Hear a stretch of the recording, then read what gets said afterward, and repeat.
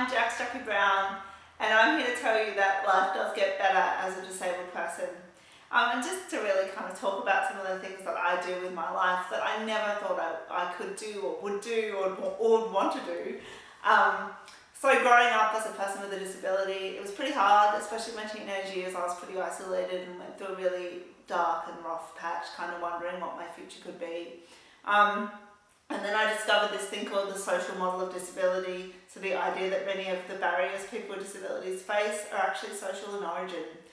And that if they've been socially created, so too can they be dismantled. And I got connected with the disability rights community and the CRIP community and the disability arts community. And I moved out of my small regional country town and I moved to the big city. And I started creating work that was political, that was proud, that was sexy. There's a group in Melbourne, Australia here called Quippings, which is a bunch of queer people with disabilities that do performances around disability rights and around disability and sexuality. And I started performing and thinking about how can I get this disability rights understanding off the page and onto the stage, and how can I embody it in my work as a theatre maker, but also as a public speaker and as a writer. What does it mean to live some of these social justice struggles? How can I use my body and my identity as a catalyst for kind of change? And so whereas when I was a young person, I would have my biggest fear was being on stage, it was being in the spotlight, and now that is my life.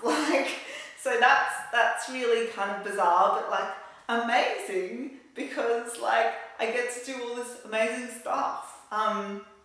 I would say get connected to your disability community.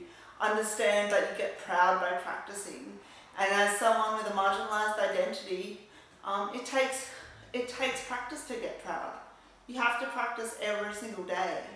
You've got to find your people, you've got to find your politics, you've got to find people who love and value you, you've got to find work that is interesting and makes you fired up. And I feel so lucky that I have found all those things and come through those difficult times and really got to a space where sometimes the social justice stuff, the struggle of it, is still really hard. That to live with that is hard. But I feel like I'm connected to people now, that I'm not alone in that I have a whole army of Crips behind me that are fighting this stuff too.